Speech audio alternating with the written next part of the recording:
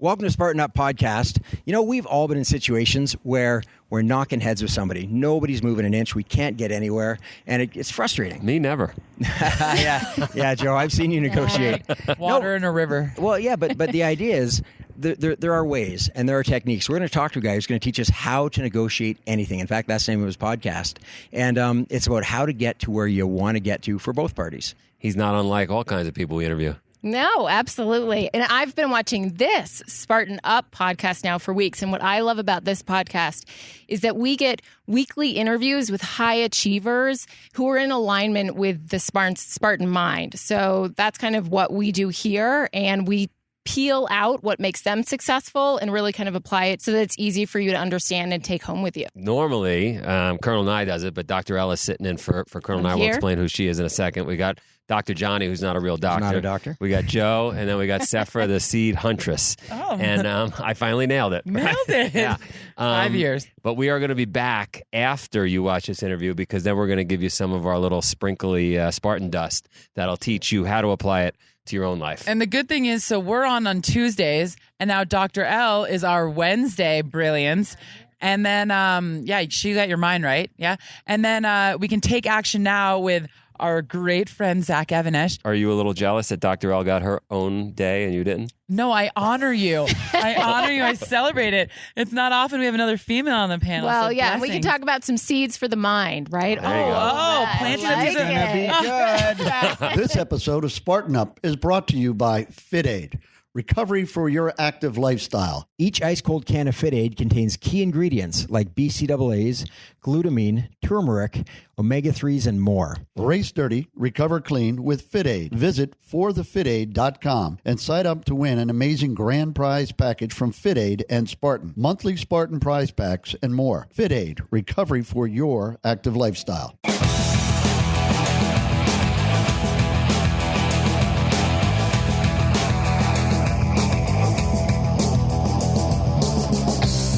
Take one, Spartan Up, Kwame Christian, in the car, West Point. Now you got to clap and hold the light. How are you going to do that? Nice. We good? Skill. All right, Spartan Up. First time ever, we are doing a podcast from a car. Colonel Nye is driving. Marion, the producer, is sitting backwards. Don't tell the state troopers. And we got her son, who's not getting paid, in the back. So we're breaking every law possible right now. Kwame is a lawyer. As we break all the laws. Do not hold it against him. And he does something really interesting that I think could help all of us. He helps people negotiate through ego, through tough times, right? Through the pig-headedness we all get. Absolutely. Right? I've been there. We've all been there. Oh, yeah. So it's a funny story. So I, my undergrad's in psychology. Always loved learning about how humans operate, how the mind works. But then I got swept up in politics, decided, hey, I want to be a lawyer. Let me figure out a way to get from where I am to politics, and lawyer made sense. As I started to learn more about it, I realized politics is not for me, not at all. I want to have a good life. So really, my desire to help people overcome their fears in negotiation and conflict and difficult conversations comes from my love of psychology. I wanted to be a clinical psychologist, and this is the way I'm hacking that as a lawyer. And would you say you help people negotiate to get more, or you help people negotiate to kind of get rid of the baggage, so, get over it already, move past this, or is it a little bit of both? It's a little bit of both, because here's the thing. A lot of times I feel as though when it comes to negotiation literature, we've been giving recipes to people who are afraid to get in the kitchen. So it doesn't matter if we give them a laundry list of what to do if they're too afraid to do it. And so that's where I rely on the psychology background to help them overcome those fears first, and figuring out what self-limiting beliefs are in their way from engaging, that's making it difficult for them to engage wholeheartedly in these conversations, then giving them the tools once we've built a solid foundation. Here's a crazy question for you. I was with a lawyer recently who said there actually are conferences and clinics where they take a bunch of lawyers and teach them how to bill more, like divorce lawyers or whatever. And it sounds terrible, right? It sounds unethical in so many ways. But I guess that really happens. And so a lot of times I know I'll be in a negotiation and you're talking to the other side, the business person, the other side of the deal, and everything's going great. And then the lawyers get involved, and it turns out to be a disaster, right? Because your lawyer comes back and starts winding you up, and his lawyer, her lawyer goes back and starts winding them up, and then you're like two rams smashing into each other. Yeah, and the thing is, with lawyers, a lot of times we have some perverse incentives, especially if we're billing by the hour. If things are going well, that's not a good thing. You know, one of the sayings I had when I was actually practicing a lot was, "Mo problems, mo money," because we make money off of other people's problems. But I like to teach people how to handle these things themselves, because if you can do it yourself, then you can avoid a lot of the conflict that comes in just by the adversarial nature of the practice of law. Give the people out there listening, right, and sitting in whatever seat they're in, trying to figure out how, I mean, it could be a relationship issue, right? Or a business issue, or whatever issue. Like, what are some tips and tricks to help people get past ourselves, I guess? We are our own blockers. Absolutely. I think one of the first things that we need to do is recognize what a negotiation is. I think if you don't know a negotiation is happening, you don't know when to use these skills effectively. So my definition for a negotiation is anytime you're in a conversation and somebody in the conversation wants something. And it's a broad definition, and it shows that we're negotiating all the time. Non-stop. Non-stop. Exactly. I mean, the producer is just always wanting something. Always. She doesn't stop. Turn this light on. Get in the camera. No, but it's funny, but it's really not, because from the time you wake up till the time you go to bed, you're in a negotiation. Exactly. I'm trying to negotiate to get my kids to brush their teeth. Then work out. That's the then hardest eat one. Healthy. Yeah. Right? Every morning. I have a 2-year-old, and that's the hardest negotiation of the day. I'm like, Kai, we do the same thing every day. Why is it so hard every time? But, you know, once you recognize, oh, this is a negotiation, then you can engage in a better way. And the goal of negotiation isn't only to get what you want, but it's also to strengthen relationships. And you can use those same tools to strengthen the relationships with people around you. So give us an example. You're at an impasse. So you're in a business negotiation, you're at a complete impasse, and now you're getting to the point where you think you might walk away.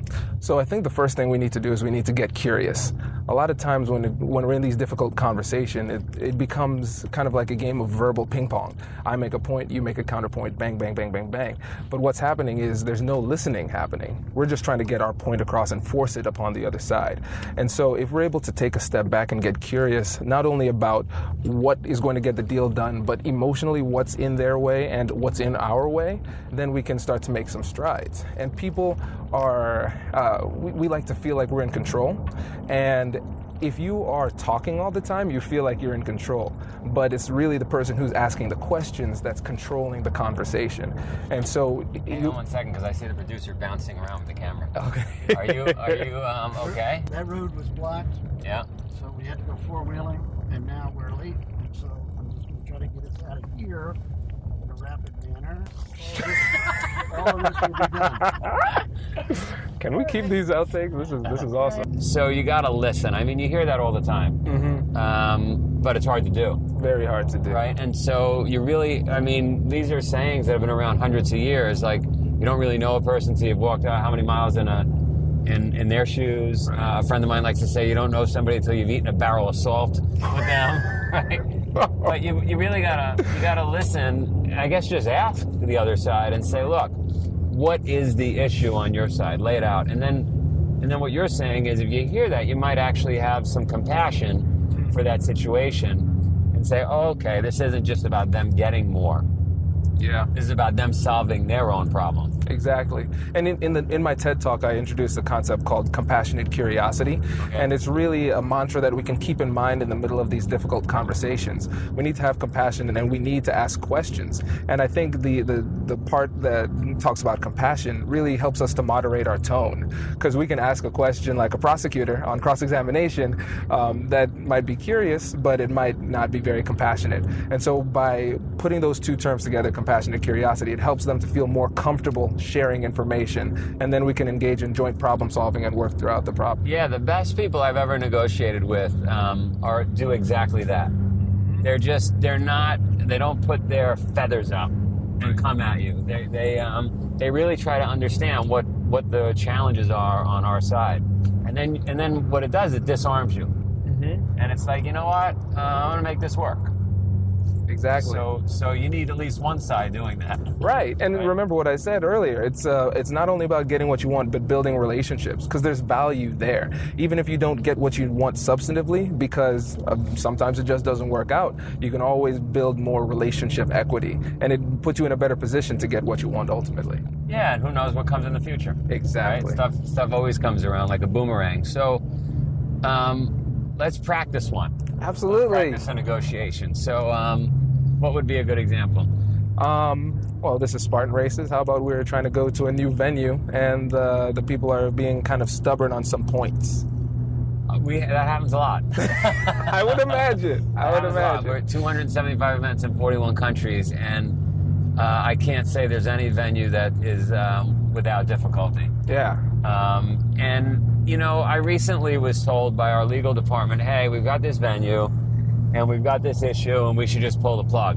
And I said, well, after we're done with this phone call, call me directly. I'd like to hear what the issue is. And they told me the issue, and I thought to myself, you know, you can't really blame them for asking for this. I understand that we never give in on this point anywhere, but like, I would ask for that too. Yeah. Right? And so I said, so what are the real risks to us if we gave on that? And we went through it, and I said, you know what, I think we should just give on it. And part of that process that I just described is your ego.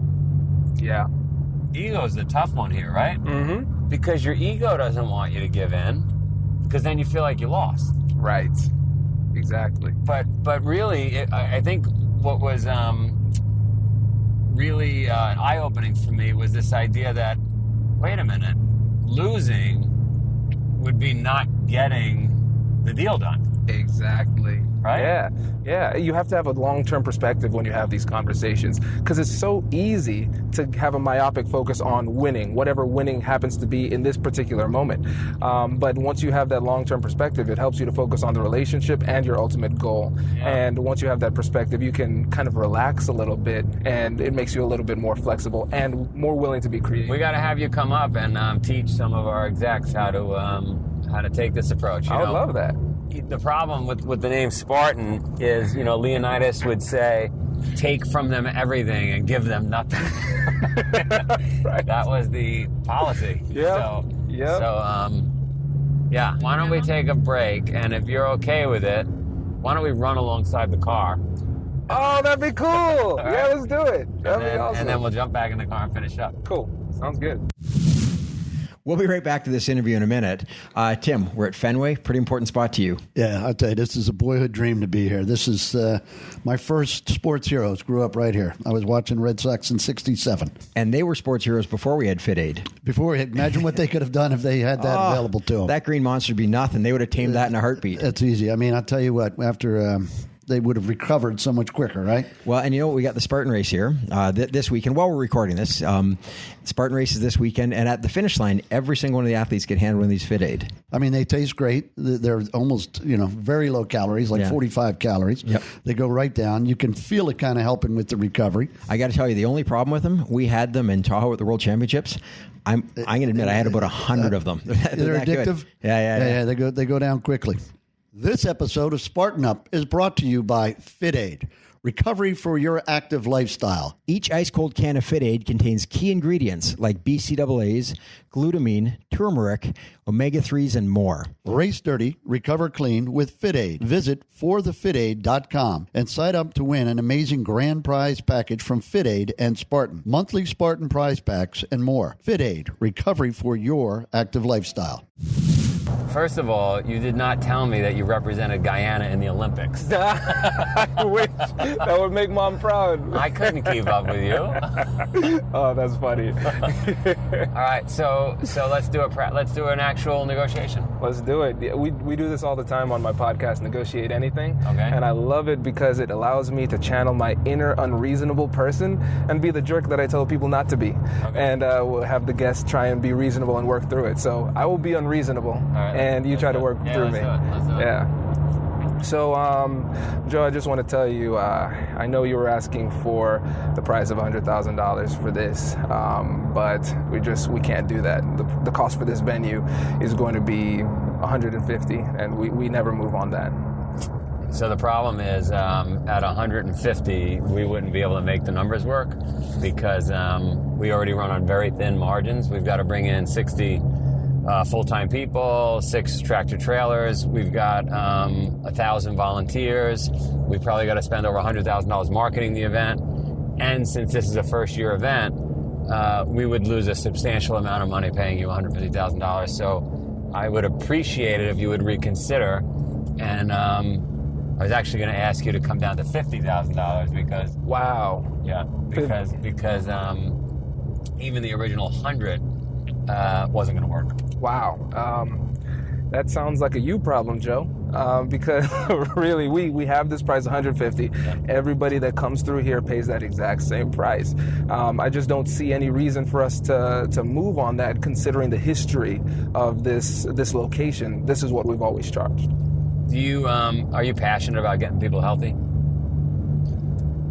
I guess so. I mean, people as in me. I like to be healthy. Right. No, I mean, if we're going to bring 8,000 people through, right, and maybe you would consider something where we could thank the generosity of your company because you bent and were willing to come down in price and make this happen. You helped transform 8,000 people. So we can give you that benefit. I think would go a long way in the community. I see where you're going with that, and I guess that does help. That does help. I can see the non-monetary value of that, and I would be willing to be a little bit flexible. But 50 is just that's too much of a haircut there. So I'm going to need a little bit more. There's going to be something else I need. So would you consider something where we did a multi-year deal? And if I knew we were doing a multi-year deal, maybe we would pay a little more than 50 because then we would make an investment this year knowing we could recoup it in future years. Okay. Now you're starting to speak my language. Because here's the thing. I don't want to be the jerk, but I work for a jerk. And they're all about the money. But that will help me sell it to them knowing that I can have a longer term commitment for this time period. So that helps. Awesome. So 55,000 sound like a deal? For the sake of time, yes. Nice. But I liked it because you were solving problems, and ultimately, this is what we're doing in negotiation. It's a brainstorming session to solve problems.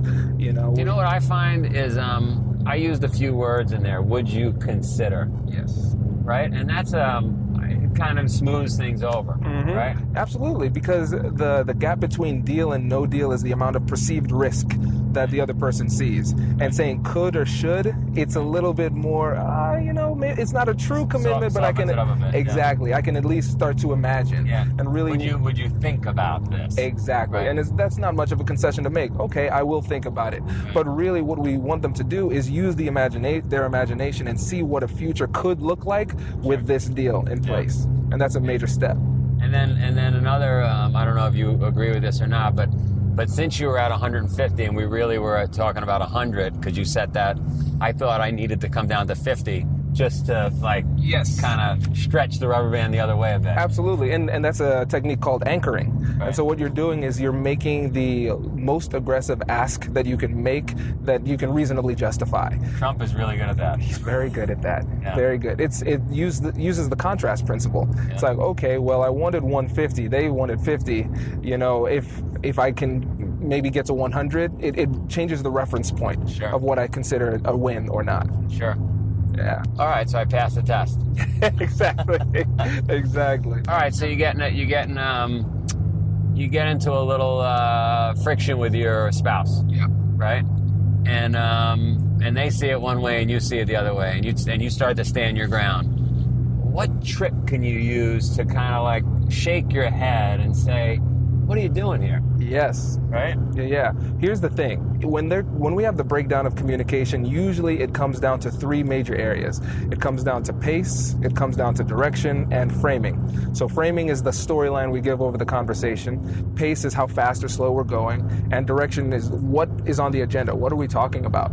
And so typically... So give an example of pace. So with pace, if I get upset or I'm feeling fear and my adrenaline starts pumping, I start to go faster. Right. And then when I go and do these trainings and I try and push the people, intentionally making them upset, they start to go really, really fast. You start to lose control of the conversation, and it just goes really poorly. So what you need to do is you need to slow down, and you can go back to the frame in order to do that. It's like, honey, if this is a marriage situation, I'm not just calling you honey. Yeah. It's like, honey, the reason we're having this conversation is because I care about you, I care about the kids. I just want to make sure we're on the same page. So as things are starting to go really quickly, slow it down by referring back to the frame. I like that. And then sometimes you talk about things that are irrelevant.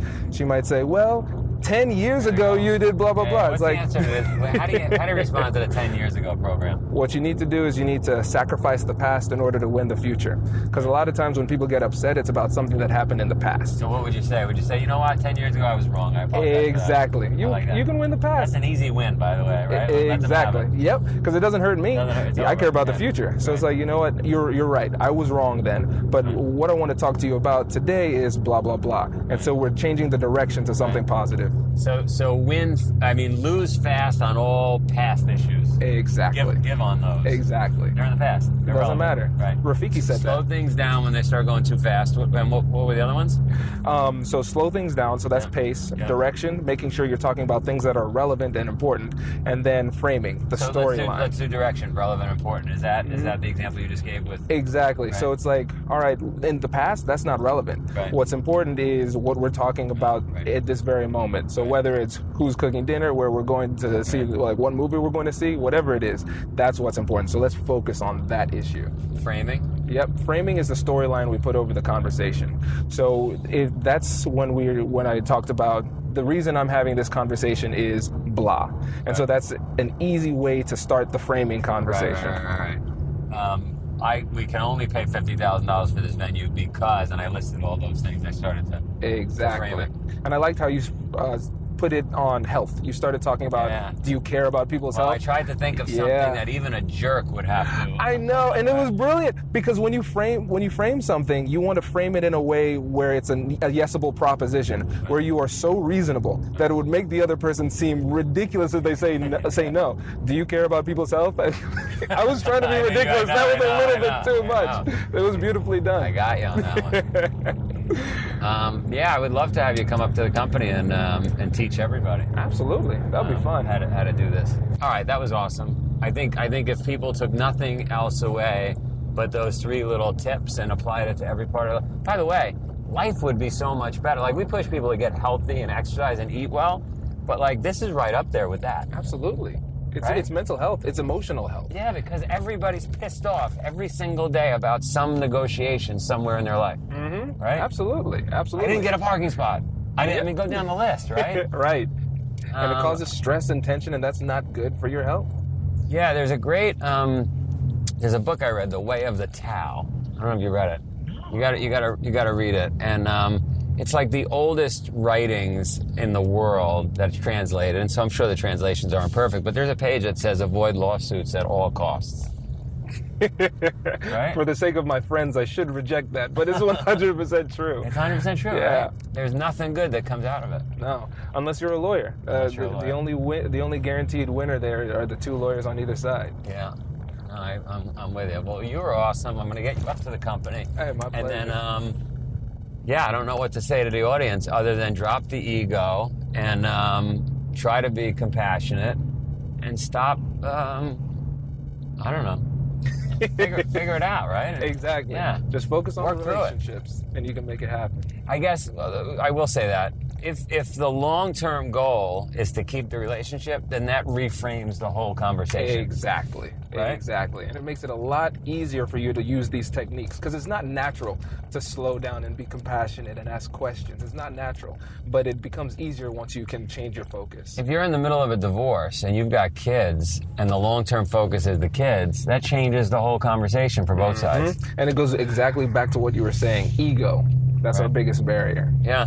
All right. Well, you're awesome. Well, the bad news is I'm stuck with you in the car for the next half hour. The good news is I'm stuck with you in the car for the next half hour. Exactly. What do you guys think of him? Because what you don't know, what you didn't see in the interview, is I wanted to test him. This guy's supposed to be like this super negotiator, never gets frazzled, right? He's going to teach me all these tips. So I purposely had him wait. We were at West Point, and he was supposed to do the interview, let's say, with me at noon. So we had him wait till 4 in the afternoon. I had him sitting outside. Then if that was enough, I said, you know what? We're going to do it in the car while we drive somewhere. That part was great. He didn't even break a sweat. Chauffeur Colonel Nye. He didn't break a sweat. Not only that, but he brought great energy. Like, what Great a neat energy. guy. And you can tell that he is really good with people, right? Like, he gets that it isn't just... I love when he said it, I think you both talked about the broader picture of winning, that negotiating isn't just winning every single point. Oh, I would ask you, but you're not a real doctor. Let's ask the real doctor. What is Get out of the way here. What is the stumbling block? What is it that gets in our way where we get so dug in our position that we don't see the big picture? Well, I loved what he said about the person who is actually asking the questions has the power, not the one who's talking. And I think that was brought back to ego in such a profound way that so often we just keep talking, right? Because our ego is driving and I want to take up space. And I think that's where we get stuck, is when we just want to take up all this space. And so if we kind of lean back and just listen and think about, okay, what might I ask next? Or what are they thinking? How are they feeling? That's where we really have the power. I love that part. Yeah, for years we've thought that persuasion is convincing. To persuade you, I have to convince you. Yes. And you convince by talking, right? Yeah. As opposed to drawing out their real motivation, drawing out what the problem is they're trying to solve. Right, absolutely. And I think it's key too when you're engaging with someone to create space for that. I mean, he did that even brilliantly in the van when he was talking to you. Like he slowed down his pace even with you. It was fantastic. No, he was good. He's clearly a pro at this. I've there's the oldest written words in the world are from China. And when it's translated, one of them says, never, ever basically get into like lawsuits or battles like that. And but your ego gets in the way, right? Big and time. like you said, you want that space. And it's no different than negotiating anything. Yeah. Right. And so if you could somehow drop all that and say, you know what, the past doesn't matter, right? Past is irrelevant. And what matters is, how do I come out of this thing ahead and without friction? Right. Sure. Right? Yeah, what do I want in the future? We get so bogged down in defending our past. Yeah. What they said, lose the past to win the future. To win the future, also the idea that, redefining what a negotiation is. Like, we've always thought a negotiation is two people fighting, battling to see who's going to come out on top, right? And what did he say? He said a good negotiation is a brainstorming session for solutions. What a great way to look at it. That you both want a solution to this. Obviously, there's somewhere at the end. There's somewhere you're both trying to get to. I've had great partners and then awful partners, and the great partners, when I listen to this and think about it, would really start to understand my position or our company's position, and then work towards solving what we need. Yep. Right? Yeah. Within their own guardrails. Yeah. Absolutely. Problem solving versus new problem creation. Yeah. Right? And he talks about compassionate curiosity. Yes. Get curious, get really curious, but also get compassionate. Get curious about what is it? Like, what I really want to figure out where your stumbling block is, right? And with, sorry, go ahead. Yeah. No, I was just going to say, Sefra, you haven't jumped in with any, analogies. Thinking. Trying to figure out. You don't have anything with like two birch trees that get entangled, or? Oh, Joe, you're so great. That's why he's the best. Well, while you think about it, the other thing that he talked about was looking at where the gap is. And the gap is the other person's comfort level. How what's their fear of losing something here? And when you talked about would you at least consider, and you didn't say will you commit, will you consider, and can you just imagine if? And he said it's not much of a commitment for somebody to consider. It's not much of a commitment for their imagine if. But now they're future pacing. They're creating a positive outcome that they can now start to anchor to. And then when you talk about it again, it's no longer this thing that they don't want. Yeah, it's this thing that they at least were able to consider, and it just breaks that down, that fear. Here's the Oh, go for it, Dr. L. Well, I was just going to say, and the other thing about that I love is I feel sometimes like with those questions, would you consider? It's almost like you're giving the power back. Like your ego isn't attached to the answer. It's, I want you to have the answer. I want you to think about the solution, which, removes the ego a little bit, which I think is great. For sure. I like that. I was good. You were good. You were good. As good as Colonel Nye driving through the raceway down the path. But, Oh my God! I got to talk about Colonel Nye. That was funny. I've never seen him so intense. His jaw set. Move. I'm not sure where you guys are driving. You're trying to get out of battle or something like that. Was quite the driving. We were in Baghdad. Yeah, it Wait, felt like speaking it. of battles, can I tell a short little parable that has to do with negotiation? Sure, let's. Okay. So on the eve of, let's say, 1775, before the Constitution, right? Before the Constitution was signed, you have some renegade, like 30-year-old Benjamin Franklin. They're all in Philadelphia talking about, like, we're done with that. We're starting our own situation, right? This is a pretty epic tale.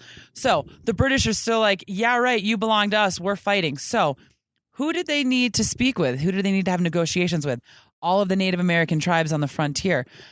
The Americans were taking the position like, we want to make peace with you. We want to be the peacekeepers. We don't want you involved in our family quarrel, as they said, which the chiefs really respected. The British, not understanding their oratory traditions, like giving wampum and repeating things after they said, there's like a lot of protocol that comes in negotiations that if you're not sensitive to it, it's very offensive to that culture, right? So then the British kind of came at it from another way, like, oh, don't worry, we'd be fine without you, but like we need you this way. And then the chiefs are like, well, if you're fine without us, then why would you need us? You know, so it's being very careful with your vernacular and your word.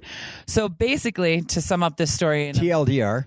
wait, what does that mean? Too long didn't read, so you give a summary. If you send a long email, you throw a TLDR on the end. Anyways, the book's called Wampum, Belt, and Peace Trees, and there was an amazing, they're called an Indian agent named George Morgan, given the task of making peace with the Native American tribes to have them be helpful on the side of the Americans as we went out into the frontier. And it talks about, like, the entire book is written about how the entire American Revolution and the fate of all of those tribes being on our side or not is all in negotiation and in conversation and in, like, oral discourse. I agree. There's a lot of words there. That was great. I love that. TLDR. History 101. TLDR. Yeah, Sefra, our resident historian. Oh yeah, and speaking of books, Kwame has a book coming out himself, and it is called. I love this. It is called. I'm going to paraphrase because I may not get it right. It is "Why Won't People Play with Me? Finding Cooperation." Andrea. Nobody will play with me. How to find confidence in conflict. No one will play with me. How to find confidence in conflict. I like that a lot. It's a very cool title. Mm-hmm. Yeah. So go get the book. Go get the book. Come back on Tuesdays. Go read Wampum, Belts, and Peace Trees. And negotiate well. I'm off the podcast.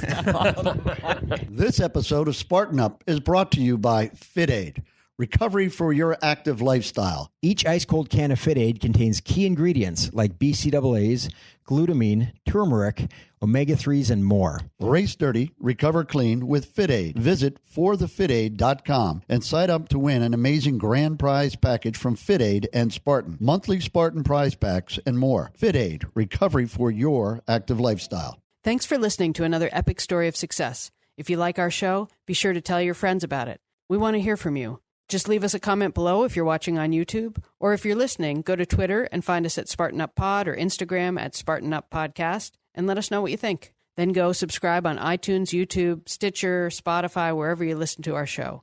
Spartan Up is brought to you by Spartan Race. To find a race near you, visit Spartan.com.